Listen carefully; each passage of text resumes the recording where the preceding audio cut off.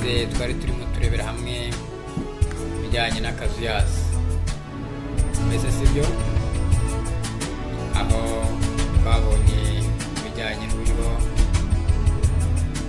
itorero ry'Imana ryasigaye umugabo wo guhamya ukuri ari we Yesu Kristo aribwira ko ari akazuyazi, kandi ubwo ari akazuyazi agiye kwiruka.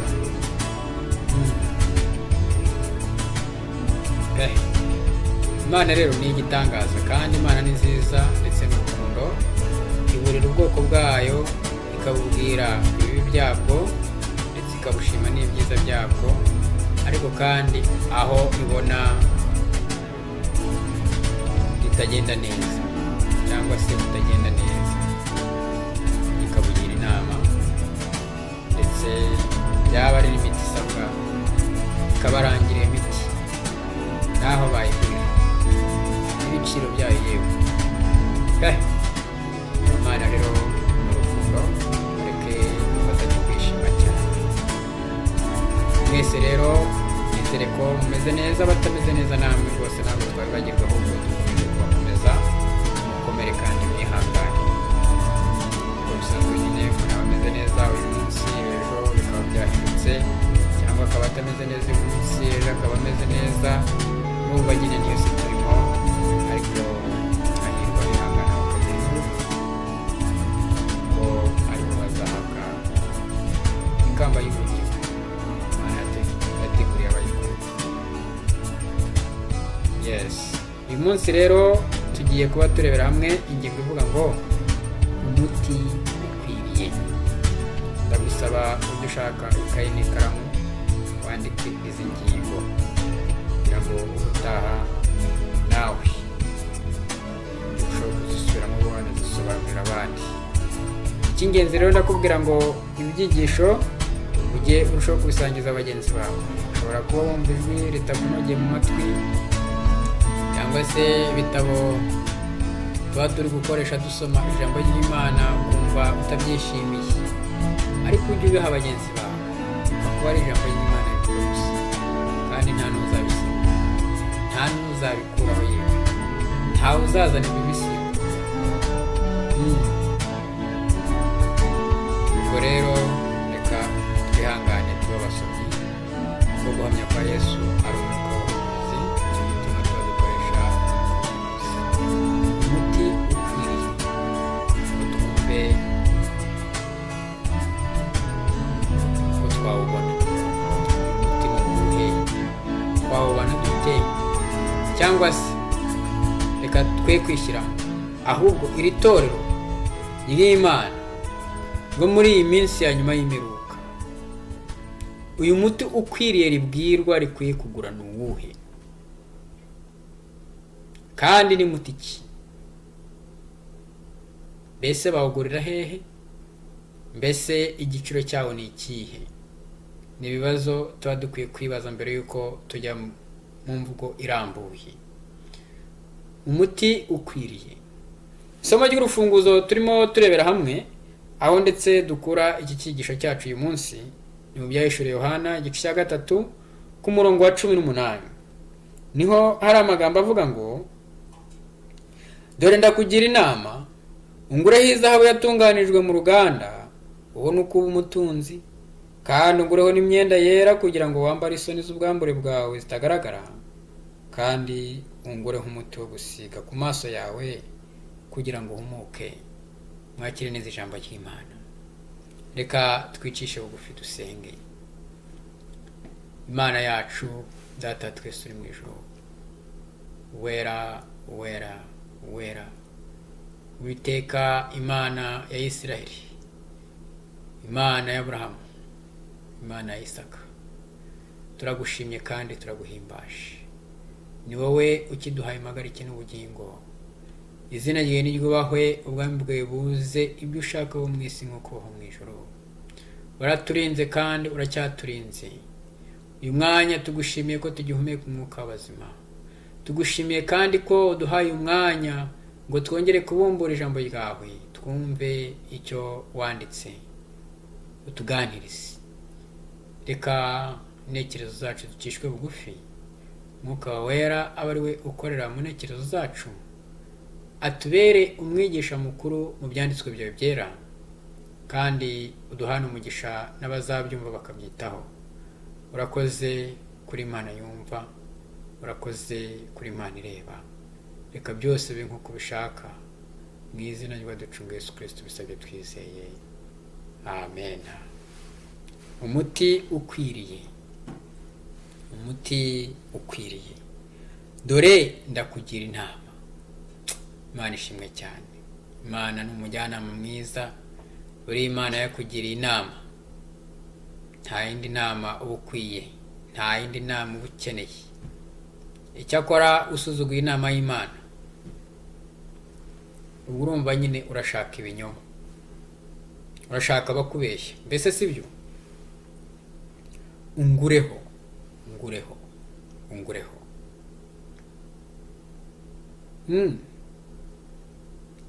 Inama Imana itanga iravuga ngo ungureho, ungureho. Ariko Imana buriya nayo iragurisha ra? Buriya Imana yagurisha se? Buriya iramutse itugurishije ni twabona ibyo ibyo dutanga. Katwumve iki kiguzi ni ikihe, kandi n'iyi miti tugiye kuyirebera hamwe. Ungureho, kuko twumvise hari ibintu bitatu by'ingenzi biri kuvugwa.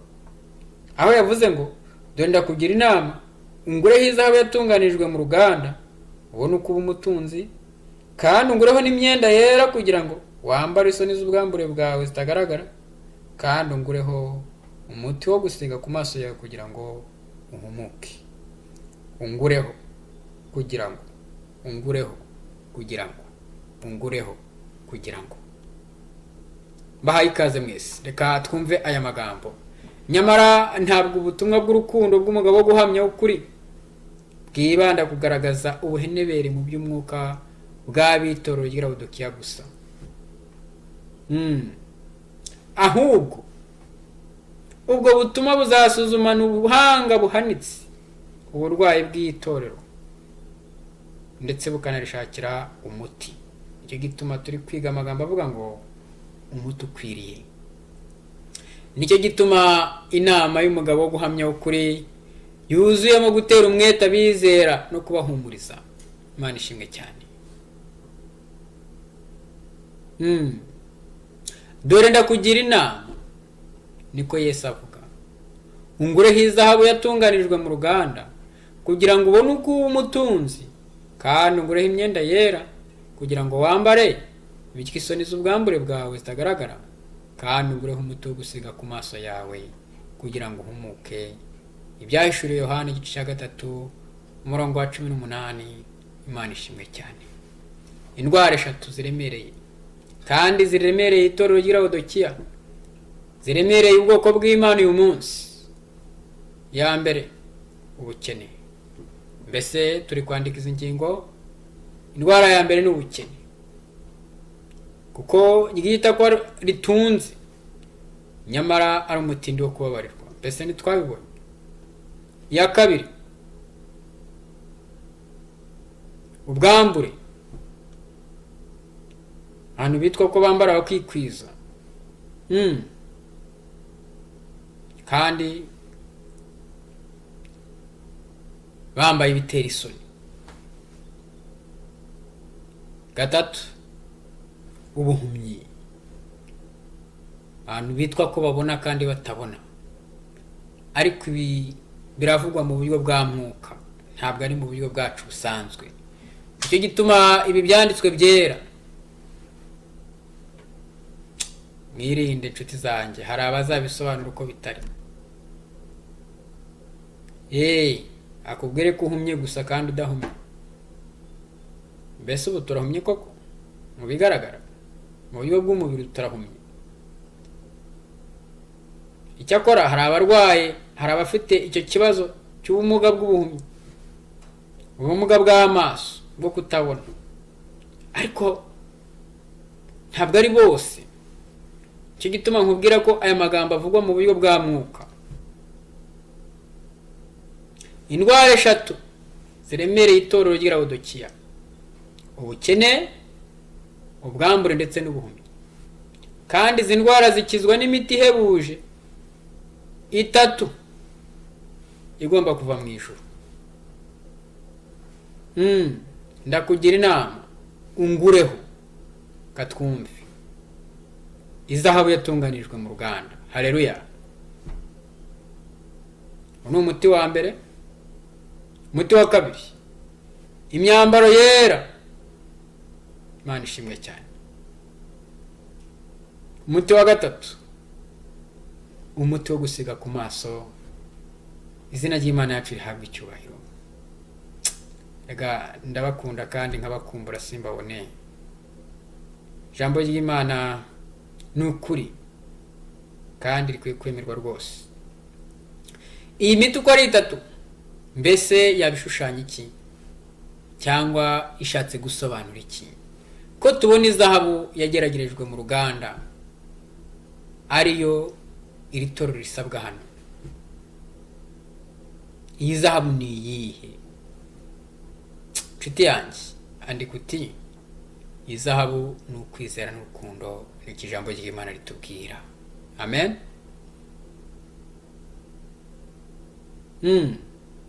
Kandi iyi zahabu ikungahaza umutima kuko yageragerejwe mu itanura kugeza ubwo itunganye mu buryo bwuzuye. Imyambaro yera. Iyi myambaro yera iri torero rigomba kugura kugira ngo rigambare rihishe isoni z'ubwambure bwayo. Andika uti ni ukwera n'imico. Imana ishimwe cyane. Kwera n'imico gukwiye kurangwa n'ubwoko bw'Imana, gukwiye kurangwa n'itorero ry'i Laodikiya. Gukiranuka kwa Kristo guhabwa umunyabyaha ataragukwiye. Ngicyo ikintu umukristo akwiye kwiyambarira. Ni umwambaro wadodewe mu ijuru kandi ntacyo uwo mwambaro ushobora kugura, ntacyo wagurwa nacyo. Niyo mpamvu nababwiye ngo mbese koko Imana iragurisha? Uretse imibereho ishingiye kukumvira udahatwa. Ni ukwiye guhatwa nshuti yanjye. Ni imibereho ishingiye kukumvira icyo Imana ikubwira udahatwa. Umuti wo gusiga ku maso rero, wandika uti uyu muti so njya gukura muri farumasi, so nandikirwa na dogiteri. Ahubwo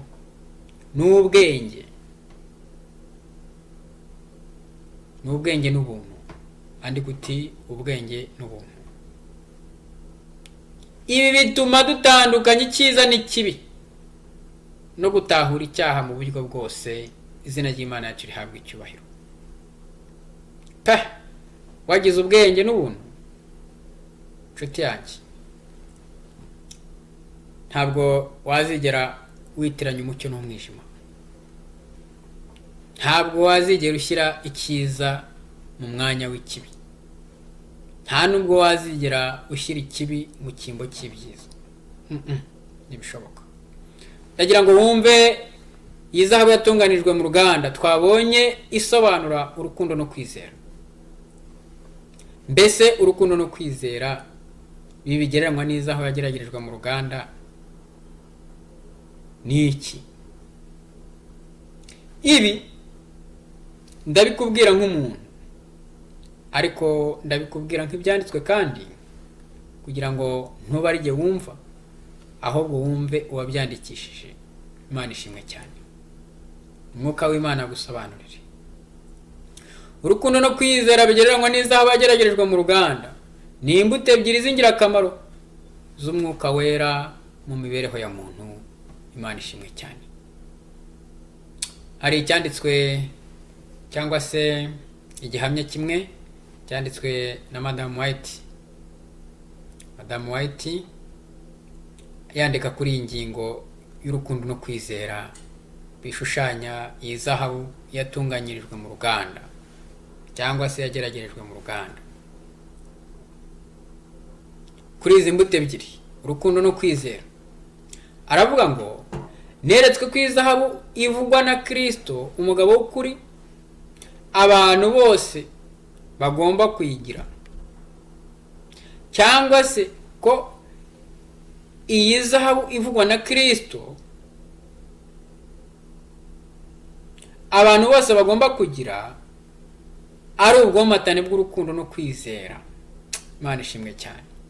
Urukundo rurenze ukwizera, ariko twitonde kuko hari icyitonderwa yabonye.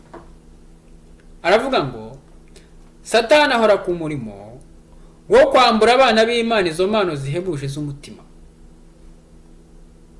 Birakomeye cyane.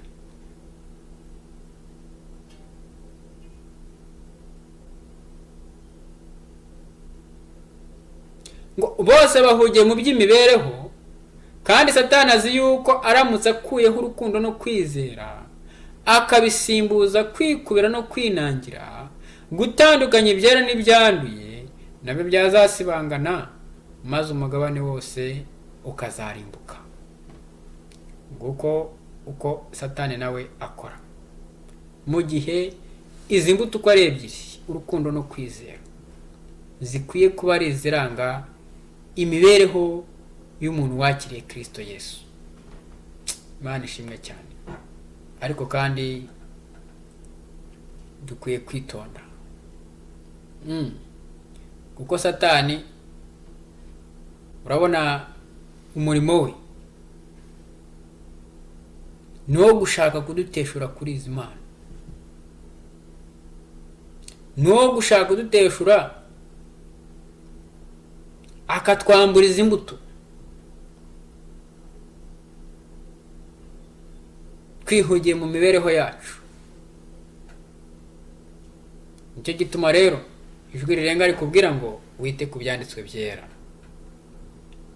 Yes. Gukomezanya kuri amategeko bishingiye ku rukundo, ibyo nibyo bizatuma ugira urukundo no kwizera.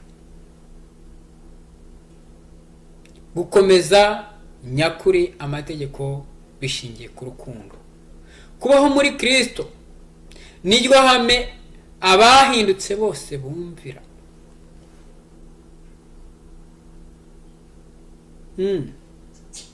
Niba rero warahindutse koko, uzaba muri Kristo, kandi iryo hame uzaryumvira. Nta bukristo buba buhari iyo habuze urukundo. Icyo kintu twese turacyemeranyaho. Niwaba atemera uyu mwanditsi ariko noneho yemera ibyo asanzwe azi, ndabizi neza ko mubizi nk'abakristo. Iyo habuze urukundo, kuko udakunda atamenya Imana, kuko Imana ari urukundo, nkuko umugaragu w'Imana Yohana abyandika mu rwandiko rwa mbere ku gice cya 4:8, atubwira ko Imana ni urukundo, udakunda ntazi Imana. Urukundo ruhindura burundu imibereho yacu iyo ruri muri twebwe. Kandi wareba no ku rwa mbere rw'Abikorinto, ubwo ndavuga urwandiko rwa mbere Paulo yandikiye Abikorinto gice cya 13. Urukundo rutsemba kutanyurwa no kwikubira, maze rukabisimbuza kugira ubuntu, kugira neza no kwihotorera abandi. Amen. Urukundo rurandura inzika, kwifuza n'ishyari, maze rukabyara kugwa neza. Iyo mu mutima w'umuntu havuyemo kwifuza, ishyari rigatsembwamo, rwose umuntu agira neza pe. Nivuga batura muntu numugira neza. Kwihangana no kwishimira abandi, icyo kintu kikubonekamo rwose. Mu yandi magambo utangira kwera imbuto zamuka. Niyo mpamvu mubona ijwi rirenga rikubwira ngo imibereho gira imibereho y'imbuto za mwuka. Abagalatiya 5:22.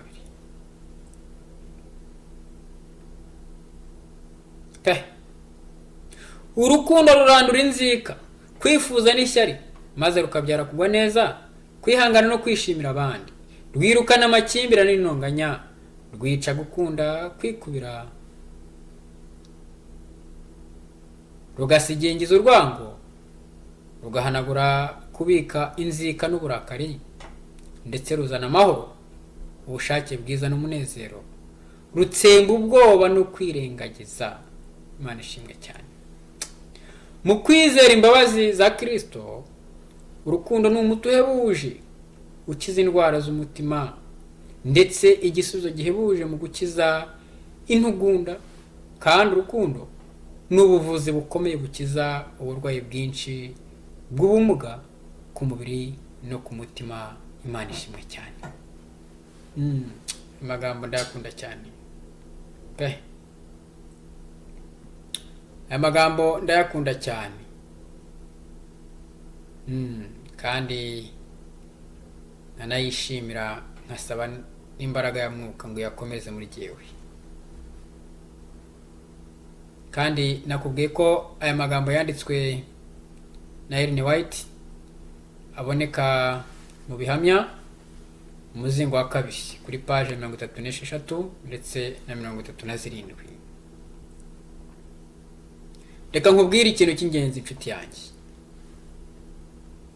Uburyo bumwe rukumbi bwo kugira urukundo ni ubwo kuvoma ku isoko ariyo Yesu Kristo, nk'uko inama y'intumwa Pawulo igira iti, ku buryo Kristo ahora mu mitima yanyu kubwo kwizera, kugira ngo mumaze gushorera imizi mu rukundo, nk'uko Abaefeso 3:17 hatubwira.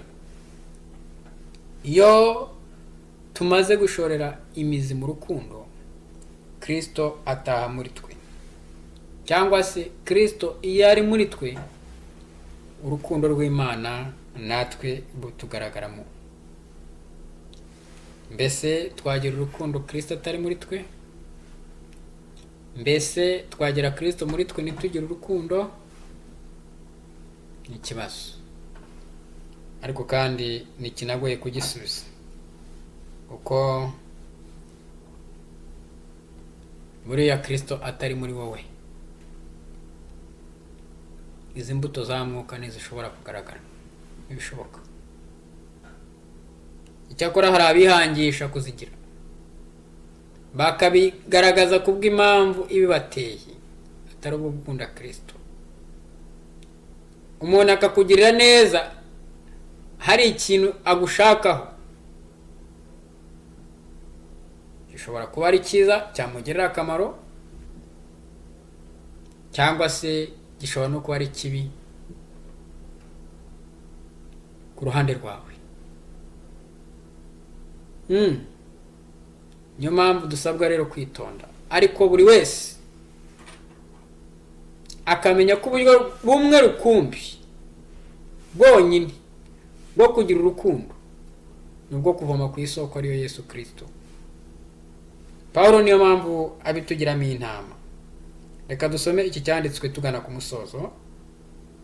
Igitabo Pawulo yandikiye Abaefeso 3:17. Aratubwira ngo, murongo wa 17 haranditse ngo, tujye dufata ibyanditswe byera dusome inshuti zanjye. Dusome twumve uko bitubwira, nitukaba abantu basomerwa gusa, natwe tugomba gusoma. Pawulo yaraje ababwira ubutumwa,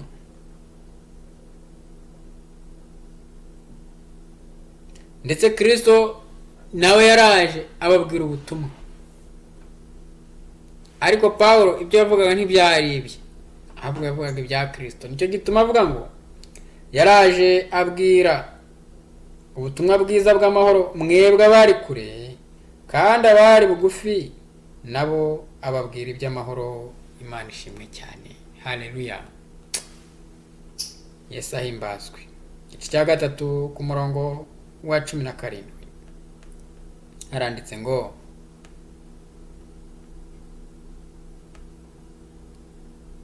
kandi ngo Kristo ahore mu mitima yanyu kubwo kwizera, kugira ngo ubwo mumaze gushorera imizi mu rukundo mukaba mushikamye.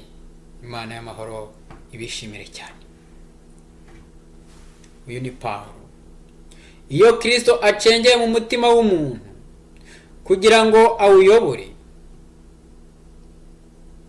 tuvuga nka Pawulo ngo niba ndiho sijya uriho, ahubwo Kristo niwe uri muri jye.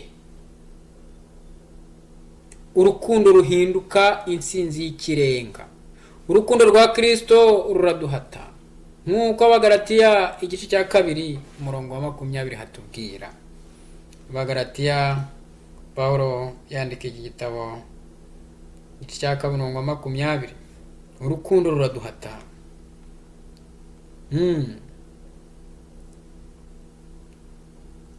Nabanye na Kristo kandi nabambanywe na Kristo. Nabambanywe na Kristo, ariko sijya uriho. Mu gihe ndiho nyamara sijya uriho. Mbese siko atubwira? Reka dusome nk'uko byanditse. Nabambanywe na Kristo ariko ndiho nyamara sijya uriho, ahubwo ni Kristo uri muri jye. Ibyo nkora byose nyiriho muri uyu mubiri mbikoreshwa no kwizera umwana w'Imana wankunze akanyitangira. Izina ry'Imana yacu rihabwa icyubahiro. Kwizera n'urukundo bituma tubaho buri gihe mu busabane n'ijuru. Kwizera gushyira hagati y'ubugingo bwacu n'Imana isano idasenyuka, ku buryo nta muntu mu isi ushobora kwitandukanya uretse icyaha cyonyine. Kwizera kuduhesha imbabazi z'Imana, kandi ububasha bwayo budushoboza kubaho mu mibereho inesha. Izina ry'Imana yacu nirihabwa icyubahiro. Kwizera kudushyira imbere, kandi kwizera kudushyira imbere kuzuza amasezerano yose y'Imana. Kwizera kudushyira imbere kuzura kw'amasezerano yose y'Imana. Ni ihame ribaho rigaragara mu mibereho binyuze mu kumvira ku bushake amategeko y'Uwiteka. Haleluya. Ukumvira ku bushake nta muntu uguhase. Kwizera kudushyira imbere kuzura kw'amasezerano yose y'Imana. Udafite kwizera ntabwo amasezerano yose y'Imana ashobora kuzura. Ni ihame ribaho rigaragara mu mibereho, umuntu akabaho imibereho yizera binyuze mu kumvira ku bushake amategeko y'Imana. Aha rero niho dusoreje ingingo yacu y'uyu munsi. Nizera ko mwumvise byinshi by'ingenzi. Mbese sibyo? Ariko nkaba nsoza mbabaza ngo mbese ko twari turi kumwe nawe uzumva iki cyigisho. Iyi zahabu yatunganijwe mu ruganda kugira ngo tubashe kuba abatunzi cyangwa itoro y'Imana cyangwa bizera bagereranywa nabo mu itoro ry'Laodikiya, babashe kuba abatunzi. Iyi zahabu ni iyihe? Twabonye ko ari iyihe? Mbese imyambaro yera bakwiye kugura kugira ngo babashe guhisha isoni z'ubwambure bwabo. Twabonye ko imyambaro ishushanya iki cyangwa ni iyihe? Isobanura iki? Ikibazo cya gatatu nk'uko twabyize ari bitatu.